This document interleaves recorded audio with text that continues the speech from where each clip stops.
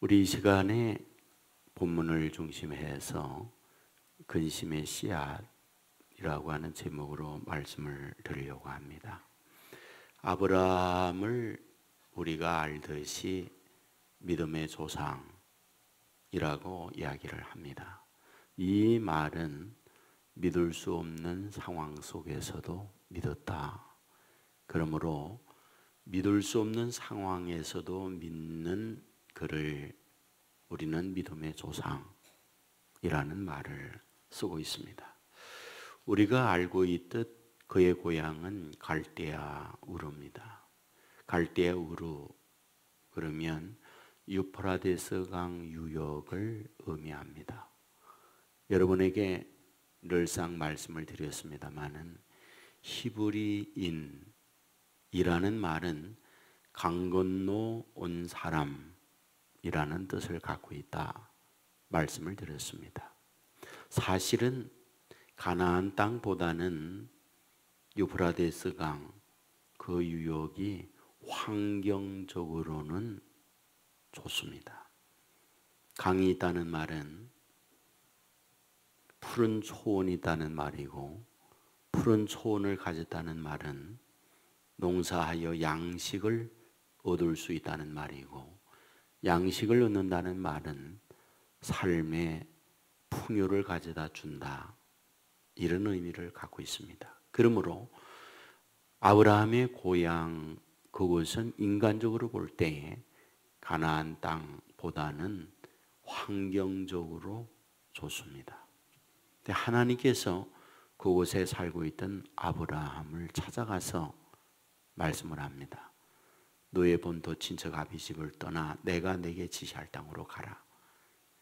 그러면 왜 하나님은 그가 살고 있던 고향 땅을 떠나게 해서 하나님이 지시하는 땅으로 가라는 걸까? 성경은 이야기합니다. 너를 큰 민족으로 삼기 위해서다. 너를 창대하기 위해서다. 너를 복의 근원으로 삼기 위해서다. 누군가가 너에 대하여 축복하면 축복하는 그에게 내가 복 주겠다. 누군가가 너에게 저주하면 너를 저주하는 그에게 내가 저주를 내리겠다. 이렇게 말씀을 하시면서 그를 고향을 떠나도록 만들었습니다. 그런 하나님의 말씀을 따라서 그가 도착한 것은 가나안이었습니다. 근데 문제가 있습니다. 큰 민족을 이룬다는 말은 자녀들을 번성하게 만들어 준다, 이런 말이었습니다. 그런데 그가 고향을 떠날 때에 이미 연세가 많았습니다. 75. 시간은 흘러갔고 85, 10년이 지났을 때에도 여전히 한 명의 자녀도 낳지 못했습니다. 그때 아내 사라가 이야기했던 거죠. 그래도 자녀를 낳을 수 있을 때 자녀를 낳아야 되는 게 아니냐. 그리하여 몸종이었던 하갈을 통해서 아들을 낳게 됩니다. 그 이름이 이스마엘이었습니다. 근데 문제는 이때부터 가정의 우한, 가정의 불화가 시작이 됩니다. 그 불화의 요인은 그겁니다. 하갈이 자기의 몸을 통해서 아들을 낳게 되면서부터 생각이 달라져요. 어떤 생각이 달라졌느냐? 내 몸에서 아들을 낳았다. 당신은 지금까지 자녀를 낳지 못했다 라고 하면서 사라에 대하여 부정적 생각을 가지고 오히려 업신여기고 자녀를 낳은 텃세를 하게 되는 거죠. 그래서 두 여인 간에 갈등과 다툼이 생기게 됐어요. 물론 그 과정은 아브라함이 하갈과 그 아들을 내어 쫓지요. 그래서 아픔과 시간을 보냅니다. 하지만 나중에 같이 지냈죠. 근데 오늘 본문은 무엇입니까? 바로 이 사라의 몸을 통해서 아들을 낳아요. 그게 바로 이삭이었죠. 근데 이삭이 젖될 때, 성경은 나이를 말하고 있지 않지만 대개는 돌 될 때, 젖을 떼기 때문에 그때였다고 봅니다. 그때의 나이가 이삭은 어렸지만 이스마엘은 13살이에요. 벌써 10대가 된 거죠. 근데 오늘 본문에 보니까 무엇이라고 말씀하고 있느냐? 바로 이삭에 대하여 업신여겼다는 거예요. 업신여기기 때문에 이것을 보았던 사라가 화를 내면서 내쫓으라. 그리하여 결국은 그들이 내어 쫓기는 이런 말씀을 보고 있다는 거예요. 결국 아브라함의 가정, 아브라함 자신에게 있어서 근심의 씨앗은 어디로부터 오게 되었느냐? 바로 인간적인 생각, 하갈과 동침을 하고 자녀를 낳고 그런 과정 속에서 힘든 시간을 보내야만 했었다. 그런 얘기입니다. 그런데 문제는 그때의 아브라함 때로 끝이 났느냐? 그건 아니라는 거예요. 우리가 알고 있듯 중동에 늘 화약고입니다. 갈등과 어려움 속에서 지내고 있습니다. 근데 그게 중심이 누가 있느냐? 이스라엘과 아랍 간의 갈등 구조입니다. 근데 이스라엘은 우리가 알고 있는 대로 아브라함, 이삭, 야곱, 요셉, 유다에 이어지는 혈통적 구조를 가지고 있죠. 이스라엘이라고 하는 국호 자체가 본래는 사람 이름이라는 걸 알고 있잖아요. 누구를 얘기합니까? 야곱이 하나님께서 더 이상 너를 야곱이라 하지 말고 이스라엘이라 하라. 그리고 그 후손들을 전부 이스라엘, 자손 그러면서 나라의 이름이 된 거죠. 그렇다고 한다면 아랍 사람들은 누구일까? 이스마엘 후손이라고 얘기하죠. 그러면 이스마엘 후손이라는 것을 어떻게 증명해낼 수 있을까? 여러분 성경도 이 부분에 대하여 말하고 있지만 사실은 이슬람 교도들이 믿고 있는 코란 여기에 아주 명백하게 말을 하고 있습니다. 코란경에 보면 아브라함에게 장자가 있다. 그 장자가 누구냐? 이스마엘이다 이렇게 얘기해요. 그리고 그 이스마엘을 하나님은 선택해 주었고 이스마엘에게 하나님은 복을 내려 주었다. 그러므로 오늘 우리는 누구냐? 아브라함의 장자 이스마엘의 후손이라고 말하는 것이 이슬람교의 쿠란경에서 주장하는 그들의 교리거든요. 그렇다고 한다면 오늘 중동의 이스라엘과 아랍 제국과의 갈등과 아픔의 씨앗은 어디로부터 시작되고 있느냐? 아브라함부터 시작됐다는 거예요. 그렇다면 우리에게 이것은 무엇을 우리에게 가르쳐 주느냐? 그렇구나. 삶의 과정 속에 어떤 뿌려지는 이 씨앗은 처음엔 단순한 것 같고 처음에는 아무 영향이 없는 듯 하지만 후에는 엄청난 결과를 가져오고 있구나. 이것을 보여주는 것이 오늘 본문에서 우리에게 말씀해 주려는 거라는 거예요. 제가 얼마 전 여러분에게 소나무의 재선충 본리에 대한 말씀했잖아요. 일본은 재선충 때문에 소나무 폐사율이 90%라고 합니다. 여러분 우리나라에 1988년도 부산에서 처음으로 재선충이 발견이 되었다고 합니다. 근 25년 정도가 흘렀는데 우리나라는 어느 정도 됐느냐? 지금까지 900만 그루의 소나무가 죽었어요.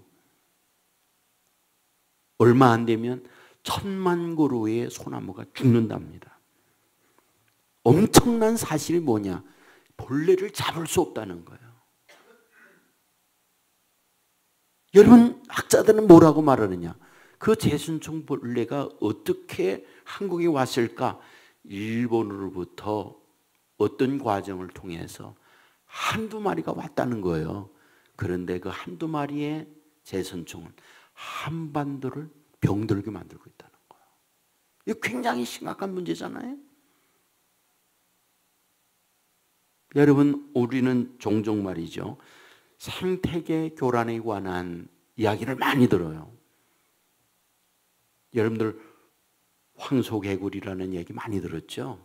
그 황소개구리로 말미암아 우리나라에 있는 재래의 곤충이라든지 이런 것들을 막 잡아먹어요. 보통 개구리가 아니라 엄청나게 큰 개구리잖아요. 그러면 그 개구리가 어떻게 해서 대한민국에 왔을까? 본래 대한민국의 개구리가 아니에요. 여러분, 우리나라는 역사 이래로 가난이 대물림된 나라입니다. 왜? 전부 산으로 되어 있죠. 거기다가 추운 겨울이 있기 때문에 어디에서 양식을 얻을 수 없죠. 그러다 보니까 조상 대대로 대한민국은 가난에 찌든 나라예요. 이런 가난을 타개하기 위하여 어떻게 했느냐? 황소 개구리를 양식을 하도록 장려를 했어요. 어디서? 국가에서.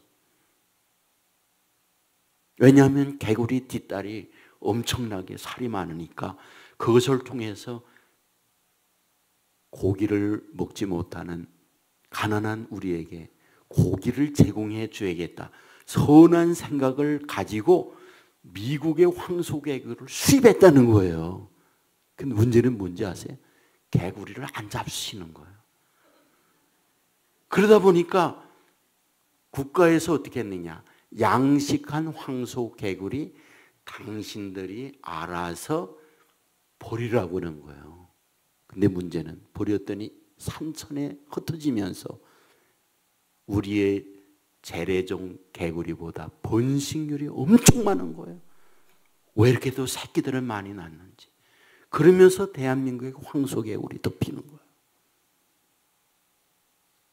여러분, 제가 이 말씀을 드리는 것은 아무것도 아닌 것 같이 시작되었지만은 그 시작된 씨앗은 엄청난 결과를 가져오게 되더라는 거예요. 저는 이 말씀을 드리고자 하는 것은 우리 사람의 마음도 그렇다는 거죠. 여러분에게 늘 말씀하죠.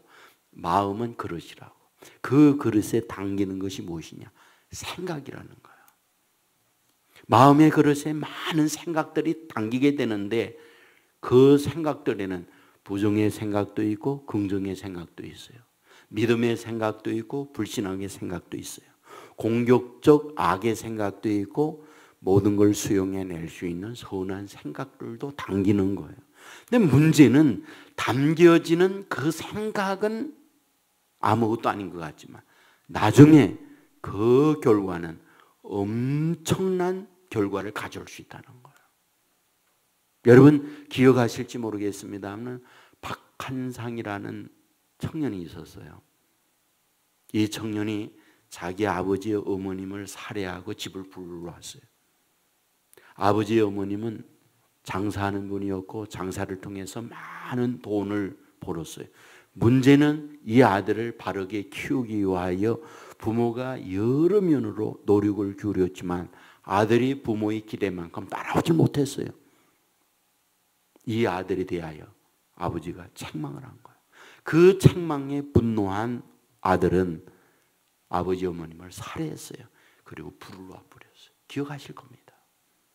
근데 나중에 알고 봤더니 이 아들이 공부해야 할 시간에 공부를 하지 아니하고 폭력적 영화, 음란한 포르노 이런 것들을 보면서 그 정신세계를 파멸케 만든 거예요. 그 파멸된 정신은 어떤 결과를 낳고 있느냐? 결국 부모를 살해하고 이런 끔찍한 결과를 가져오게 되더라. 그런 얘기죠. 여러분에게 말씀을 늘 합니다마는 생각은 결과를 낳는 거예요. 내 마음에 어떤 생각을 담느냐는 것. 여러분, 본문은 단순하게 아브라함이 하갈을 동침하여 자녀를 낳았다는 물리적 말씀을 말하고 있지만 이것은 또 다르게 표현하면 그 안에 무엇을 담느냐는 거죠. 사실상 아브라함이 그런 행동을 하는 것은 무슨 결과입니까? 불신앙의 결과였잖아요. 하나님은 아브라함에게 약속을 해요. 뭐라고? 너를 큰 민족으로 삼아주겠다. 그리고 사라의 몸을 통해서 태어나는 그 자가 약속의 자녀이고 그를 통해서 하나님의 복의 근원으로 삼아주겠다. 이 말씀을 하고 있잖아요. 그러나 그 말씀에 대하여 인간적으로 생각해 볼 때 받아들이기 어려운 거죠. 왜? 자녀를 낳으면 자녀 아무나 낳습니까? 자녀를 낳을 수 있는 때가 있는 거지. 인간적 생각을 해보면 전혀 사람의 생각으로는 자녀를 낳을 수 없는 때가 자꾸 가니까 그 인간적인 생각으로 하갈과 동침하여 이스마엘을 낳게 되었다는 거죠. 문제는 그런 불신앙적 씨앗이 단순한 문제가 아니라 이런 엄청난 결과를 낳게 되더라. 그런 얘기예요. 저는 이 말씀을 준비하면서 이런 질문을 던져본 거예요. 어떤 질문? 참 이상하다. 왜 하나님은 아브라함이 자기 아내 사라와 더불어 살면서 오랫동안 그렇게 지냈지만 자녀를 낳지 왜 못했을까? 본문의 내용은 자세하게 말하고 있지 않지만 하갈과는 단번에 아이를 낳잖아요. 근데 왜 하나님은 그러는 걸까? 그 생각이 굉장히 많이 드는 거예요. 그리하여 왜 아브라함으로 하여금 이렇게 힘들게 아브라함 자신만이 아니라 그 후대가 고통스럽게 왜 하나님은 그렇게 하는 걸까? 일찌감치 하나님께서 약속된 사라의 몸을 통해서 이삭을 낳게 하면 하갈은 쳐다보지도 않았을 거 아니에요? 그리고 이스마엘은 낳지도 않았을 거 아니에요? 그런데 왜 하나님은 사라와 맨날 살아도 자녀를 안 주고 하갈과는 단번에 아이를 낳게 해가지고 이 고생을 하게 하는 이유가 도대체 뭘까? 저는 그 생각이 이 말씀을 준비하면서 한참을 생각해 봤어요. 그런데 여기서 깨닫게 해주는 게 뭐냐? 이것은 단순한 말씀이 아니라 오늘 저와 여러분에게 주시는 메시지가 있다는. 어떤 메시지? 기다림은 쉽지 않다는 걸 보여주는 거예요. 기다림이라고 하는 것은 역사 이래로 절대 쉬운 게 아니다. 성경은 우리에게 무엇을 말씀해 주려고 하느냐? 모든 하나님의 약속과 축복들은 기다림의 결과로 오는 거지. 기다림이 없이 얻어지는 거 없다라는 걸 보여주려는 것. 이게 우리에게 주시는 메시지였구나. 그런 얘기예요. 여러분, 기다림은 정말 쉽지 않아요. 제가 여러분에게 언젠가 말씀을 드렸잖아요. 한국에 라면이 처음 나왔을 때 삼양라면이 라면이 원조예요. 그때 라면이 나왔을 때에 길거리에서 라면을 막 퍼주었던 거 기억납니까? 라면을 모르니까 라면을 공짜로 막 나눠줬어요. 제 생애에 첫 라면을 먹는 날이었어요. 그때 아마 10원인가 15원인가 그랬던 기억이 나요. 라면 한 봉다리. 삼양라면을 사가지고 옛날 노란 양재기, 노란 냄비 있잖아요. 거기다가 물을 붓고 끓이는데 거기다가 라면을 넣었어요. 라면을 넣고 말이죠. 이게 익었나? 꺼내 먹고 익었나? 나중에 보니까 익기 전에 다 잡수셨어. 저는 지금도 잊히질 않는 게, 야, 나는 엄청 조급하구나. 기다리면서 푹 삶아가지고 맛있게 먹는 게 아니라 익기 전에 다 잡수시는 거예요. 그런 기다림이 정말 쉽지 않다고 생각합니다. 성경을 보면 기다리지 않고 거둔 게 어디 있습니까? 요셉은 17살 때에 팔려갔어요. 많은 고통과 괴로움을 겪어요. 하나님이 요셉을 처음부터 그런 고통과 아픔 속에 집어넣으려고 했나요? 그렇진 않았잖아요. 사실상은 하나님께서 그에게 꿈을 꾼 걸 보면 일찍이 하나님의 선택하고 하나님의 놀라운 축복을 주려고 하나님은 이 아브라함을, 요셉을 선택한 겁니다. 그런데 그 많은 고통, 괴로움 견디고 견뎠더니 30살에 총리가 되는 거예요. 다윗도 마찬가지잖아요. 그는 한 번도 내가 왕이 되겠다 지원서를 내본 적이 없어요. 어느 날 사무엘이 오더니 하나둘 그 아들들 가운데 다 지나가게 하고 막둥이였던 8번째 다윗에게 그냥 기름 붓고 내가 사울의 뒤를 이어서 이 나라의 왕이 되는 거다. 그리고 나서 찾아온 게 뭡니까? 고통이에요. 아픔이에요. 죽음의 위협이에요. 도망자가 되고 그 어려움과 시련이라고 하는 건 눈물이 없이 아픔과 괴로움이 없이 지내기 어려운 시간들을 보낸 거잖아요. 그리고 나서 30살이 되어졌을 때 그에게 왕이 되도록 만들어줘요. 뭘 뜻하는 거죠? 기다림이 없이 안 됐더라는 거예요. 여러분, 하나님께서 이 본문을 통하여 우리에게 주려고 하는 게 뭐냐? 기다림이 그렇게 중요하구나. 모든 게 다 기다림이에요. 쌀을 안 치고 바로 밥을 먹을 수가 없어요. 끓고 뜸을 들이고 기다림이 있어야 돼요. 가을에 열매를 거둔다는 것, 봄에 씨를 뿌리고 여름 내 시간이 지나고 기다림을 통해서 열매를 거두는 거예요. 자녀의 출산도 마찬가지예요. 기다림의 과정을 통하여 얻어지는 거예요. 오늘 본문을 통하여 우리에게 주시고자 하는 하나님의 강력한 메시지란 뭐냐? 기다리지 못하면 아픔이 있다는 거예요. 기다려야 된다는 거예요. 그러면 그 기다림은 어디로부터 오는 걸까?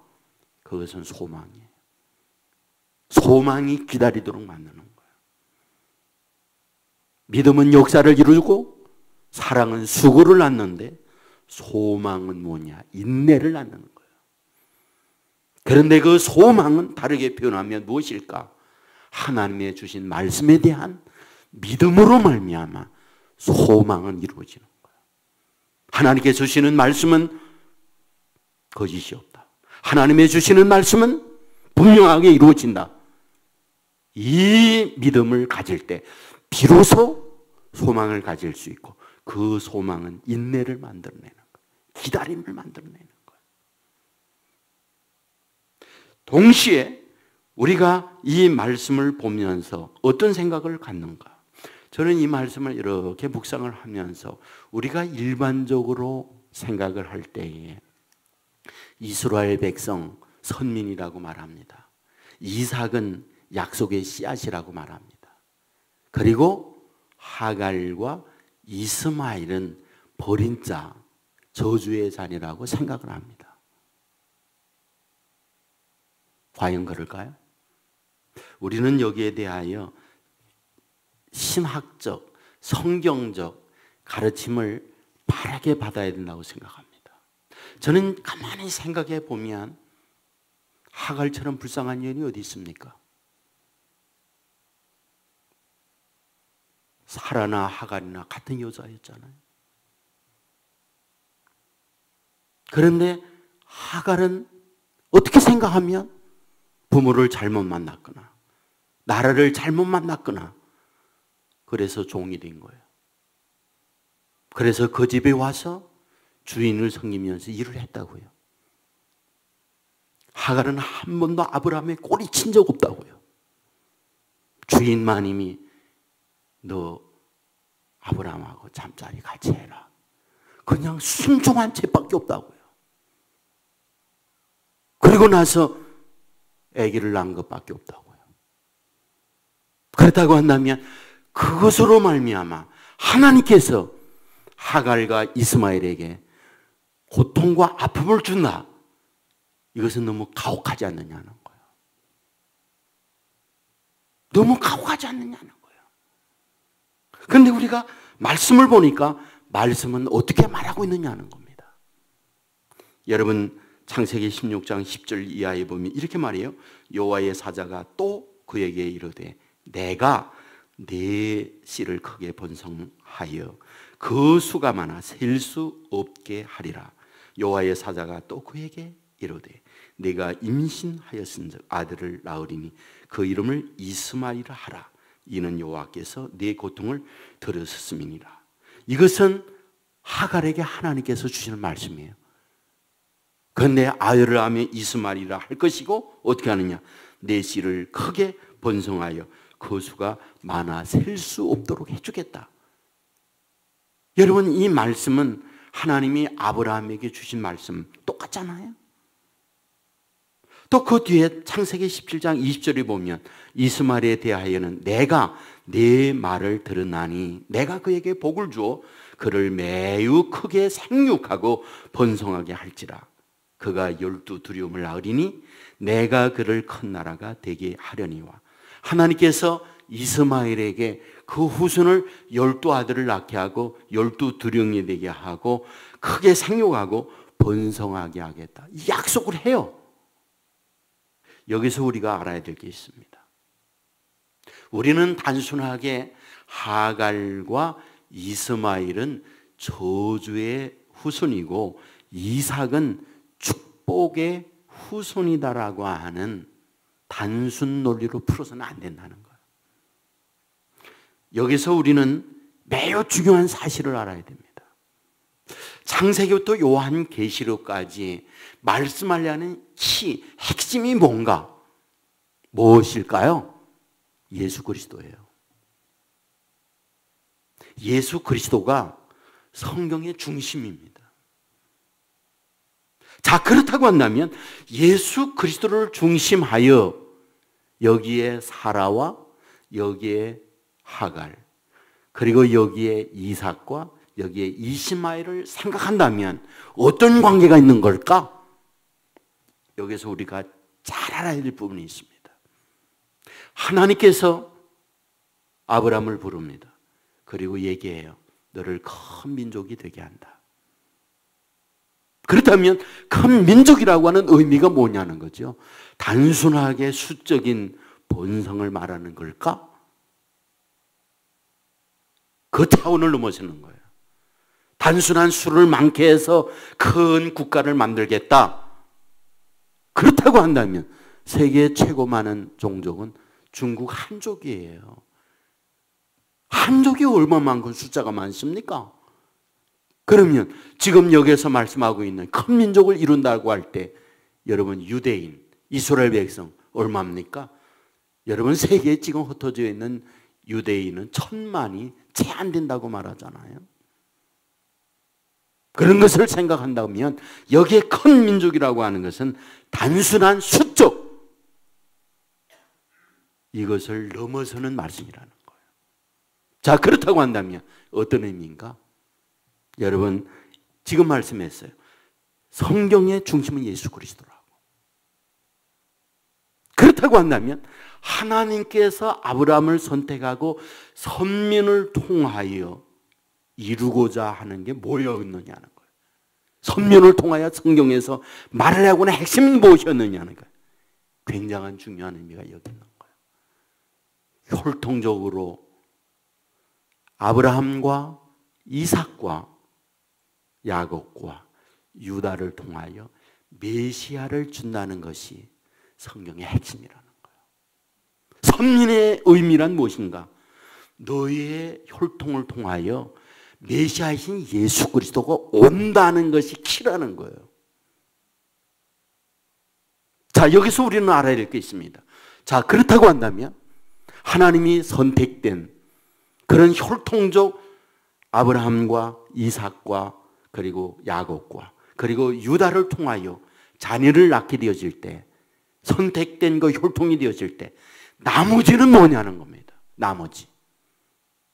나머지는 다 버림받고 쓸모없는 존재냐? 성경을 보면 그건 아니라는 거예요. 여러분, 이 부분에 대하여 성경은 어떻게 말하고 있는가를 한번 보십시오. 자, 제가 한번 읽어드리겠습니다. 갈라디아서 3장 6절 7절에 보면 아브라함이 하나님을 믿었네 그것을 그에게 의로 정하셨다 함과 같으니라. 그런즉 믿음으로 말미암은 자들은 아브라함의 자손인 줄 알지어다. 잘 보세요. 아브라함이 믿었기 때문에 그 믿음으로 말미암아 하나님의 의를 여기시다는 거예요. 근데 그 뒤에 보면 뭐라고 말씀하느냐? 너희들도 아브라함과 같은 믿음을 가지면 너희들도 누구냐? 아브라함의 자손이라는 거예요. 아브라함의 자손이 뭡니까? 선민이에요, 선민. 그 뒤에 보면 9절 말씀에 보면 그러므로 믿음으로 말미암은 자는 믿음이 있는 아브라함과 함께 복을 받느니라. 아브라함이 선민이요 하나님의 축복을 받았다면 아브라함이 가졌던 그 믿음을 가지면 너희도 아브라함의 그 복을 받는다는 거예요. 그 뒤에 28, 29절에 보면 너희는 유대인이나 헬라인이나 종이나 자유인이나 남자나 여자나 다 그리스도 예수 안에서 하나이니라. 너희가 그리스도의 것이면 곧 아브라함의 자손이요 약속대로 유업을 이을 자니라. 여기에서 굉장한 선언을 하는 겁니다. 유대인이나 헬라인이나 종이나 자유인이나 남자나 여자나 구별이 없다. 다 하나다. 중요한 사실은 뭐냐? 믿는다고 할 때에 그 믿음이라고 하는 것은 다 그 믿음 안에서 하나님의 약속된 축복의 선민이 되는 거다. 이것을 말씀하고 있다는 거예요. 이것은 이제 바울이 신약에 와서 이 말씀을 해요. 그러면 한번 생각해 봅시다. 구약은 제외되는 건가요? 여러분, 구약에서는 단순하게 구원받는 자녀들이 아브라함과 그리고 이삭과 그리고 야곱과 그리고 12 아들 거기에만 구원이 되느냐는 거예요. 어떤가요? 그렇진 않아요. 그것을 보여주는 게 어디냐? 출애굽 사건이에요. 여러분, 출애굽하게 되어질 때에 출애굽하는 사람들이 이스라엘 백성만 출애굽을 하고 있습니까? 그건 아니었어요. 출애굽할 때에 하나님의 말씀을 믿고 어린 양을 잡아서 어린 양의 피를 발랐던 사람들은 다 구원받았어요. 물론 그 대표들이 이스라엘 백성이죠. 그러나 함께 했던 사람들 가운데 바로 이 이스라엘 사람들처럼 어린 양을 잡아 어린 양의 피를 발랐던 사람 다 구원받았어요. 그리고 그들 다 출애굽을 했어요. 그것은 무엇을 우리에게 가르쳐 주는 거? 바로 핵심은 예수 그리스도가 중심이지 혈통적 문제가 아니라는 거예요. 여러분 아십니까? 예수 그리스도가 세상에 태어나심으로 말미암아 혈통적 문제는 끝이 났다고 하는 것. 성경에서 선민이라고 하는 이 부분을 말하려고 했던 것은 그 혈통을 통하여 메시아가 오심에 대한 예언을 성취하고자 하는 이것이 중심이었지, 메시아가 옴으로써 그 약속된 혈통이 끝이 났다는 거예요. 이 말은 굉장히 중요한 부분이에요. 무슨 얘기냐? 잘 보세요. 유태인들이 있습니다. 선민이라고 해요. 예수 그리스도를 믿지 아니하는데도 구원이 있습니까? 아니에요. 구원 없습니다. 그러면 여기서 말하고 있는 하갈, 이스마엘 후손들, 그들은 혈통적으로 선민이 아니니까 구원이 없느냐? 그건 아니라는 거예요. 그들 가운데도 예수 그리스도를 믿는다고 한다면 그게 아브라함의 후손이요, 그게 구원이 있다는 거예요. 그러므로 여기에서 우리에게 말씀해 주려고 하는 것이 무엇이냐?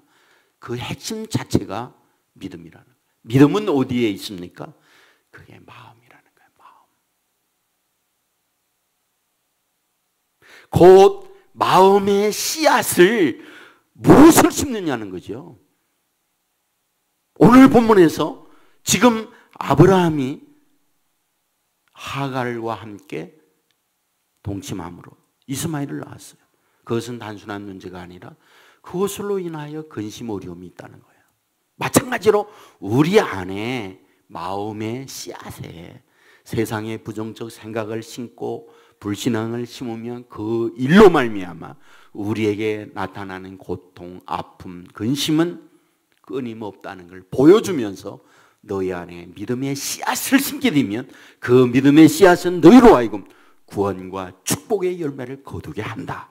이것을 우리에게 보여주는 말씀이라는 거예요. 여러분, 저와 여러분 안에 마음의 그릇에 무엇을 담기를 원합니까? 생각은 결과를 낳는다고 여러분에게 늘 말씀해요. 그 생각의 내용이 뭐겠습니까? 믿음이라는 거예요. 예수 그리스도라는 거예요. 그것을 우리에게 심고 저와 여러분의 삶을 예수님이 주인이 되어서 저와 여러분을 다스리고 주장하고 이끌어가게 될 때 그 생각의 결과들이 축복을 낳는 길로 저와 여러분을 인도한다는 거예요. 말씀을 정리하겠습니다. 결국 오늘 우리가 살고 있는 삶의 여정 속에 어떤 것을 심느냐는 거, 이건 굉장히 중요해요. 내 행동으로 심는 것도 있지만 마음의 생각을 심는 것, 행동으로 심는 것 이상으로 중요합니다. 행동은 내 마음에 뿌려진 그것이 행동을 낳기 때문에 그렇습니다. 오늘 이 말씀을 통하여 우리에게 주시고자 하는 것, 예수 그리스도의 믿음을 심으라는 겁니다. 예수 그리스도에 대한 믿음을 심는다. 이 말은 너희의 삶의 주인이 누구냐? 아브라함이 하갈과 동침하는 핵심적인 것이 있어요. 그것은 인간의 생각이었어요. 그렇지. 사라의 말이 맞지. 자녀를 아무 때나 낳나. 낳을 수 있는 때가 있는 거지. 그것이 그 생각의 결과가 하갈과 동침하는 거였어요. 하나님의 주신 말씀, 이것보다 인간의 생각이 그를 다스려 간 거예요. 오늘 우리에게 원하는 게 있어요. 예수 그리스도에 대한 생각이 우리를 다스리게 하라는 거예요. 마음에 예수 그리스도가 주인이 되어서 주님이 원하고 기뻐하고 바라는 것이 무엇인가를 나의 인생을 주장하고 다스리게 만들라는 거죠. 그것이 내 안에 심겨지고 그것이 저와 여러분을 주장하게 될 때 주님은 선한 목자가 되어서 맑은 시내가 푸른 초장으로 인도할 것이고 무슨 일을 만날 때 인간의 판단으로 보면 절망할 수 있지만 주님의 생각으로 보면 절망적 환경에서 희망을 얻어낼 수 있는 사람이 된다는 거예요.